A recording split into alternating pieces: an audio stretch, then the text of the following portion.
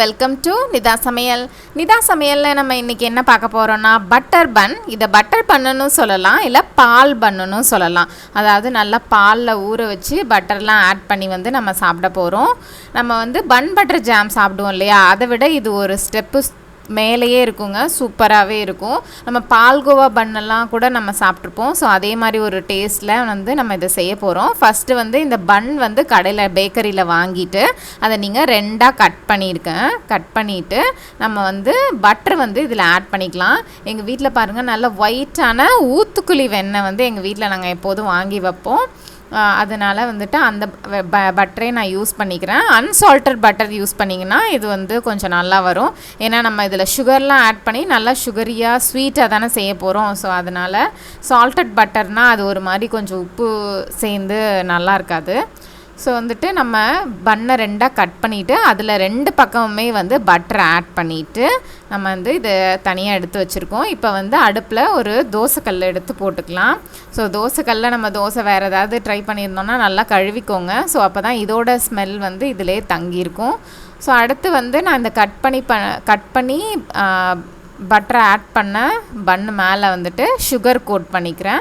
So sugar உங்கள் இஷ்டம்தான். So எனக்கு நல்லா ஸ்வீட்டாக ரொம்ப பிடிக்கும் அப்படின்னா நீங்கள் நிறையவே சுகர் ஆட் பண்ணிக்கலாம். நான் ஒரு டீஸ்பூன் போல் ரெண்டு பக்கமும் ஆட் பண்ணிட்டேன்.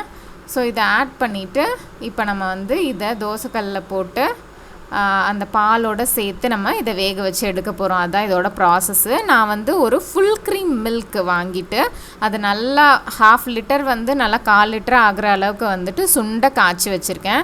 ஸோ சுண்டை காய்ச்சினிங்கன்னா தான் உங்களுக்கு ப்ராசஸ் ஈஸியாகவும் இருக்கும். அதே டைம் நல்லா பால்கோவா மாதிரி நல்லா ஊறி நம்மளுக்கு டேஸ்ட்டு நல்லா இருக்கும். இப்போ பால் ரொம்ப தண்ணியாக இருந்துச்சுன்னா அந்த பன் நல்லா ஊறி போய் ஒரு மாதிரி குழஞ்சி போயிடும். அதுக்கப்புறம் இல்லைன்னா நம்மளுக்கு அந்த டேஸ்ட் கம்மியாயிடும். ஸோ அதனால் நல்லா திக்காக காய்ச்சி வச்சுக்கோங்க. அடுத்தது நம்ம தோசைக்கல் காஞ்சோன்னா கொஞ்சம் பட்டர் போட்டு அது உருகணுன்னு இப்போ அந்த பன்னில் நம்ம தடவி வச்சுருக்கோம் இல்லையா பட்டர், அதை எடுத்து போட்டாச்சு. இது மேலேயுமே கொஞ்சம் பட்டர் ஆட் பண்ணியிருக்கேன். நான் நிறைய பட்டர் ஆட் பண்ணியிருக்கேன். ஸோ உங்களுக்கு கொலஸ்ட்ரால் இருக்குது, எனக்கு இவ்வளோது வேணான்னு நினைக்கிறவங்க கண்டிப்பாக நீங்கள் கம்மி பண்ணிக்கலாம். நான் 4 லேயருக்குமே 4 டைம் பட்டர் ஆட் பண்ணியிருக்கேன். ஸோ இப்போ பட்டர் ஆட் பண்ணதுக்கப்புறம் நான் மேலே இன்னும் கொஞ்சமும் சுகர் ஆட் பண்ணிவிட்டு இது நல்லா இந்த மில்கில் ஊறி வரணுங்கிறதுக்காக இந்த ஸ்டேஜ்லேயே நான் மில்க்கு காய்ச்சின பால் நான் ஒரு 2 கரண்டி போல் ஊற்றிருக்கேன்.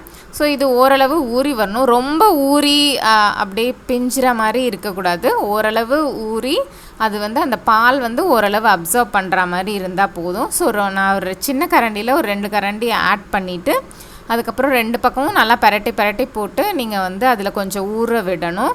நம்ம இந்த ஊற ஸ்டேஜ்லேயே அது எப்படி வரும்னா நம்மளுக்கு அந்த பால்கோவோட கன்சிஸ்டன்சி வந்துடும். ஏன்னா ஏற்கனவே பட்டர் இருக்குது, அதுவும் இல்லாமல் இது ஃபுல் க்ரீம் மில்க்கு நல்லா சுண்டை காய்ச்சினதுன்றதுனால. ஸோ நான் இன்னொரு கரண்டி கூட நம்ம பேக் சைடு ஆட் பண்ணிக்கிறோம்.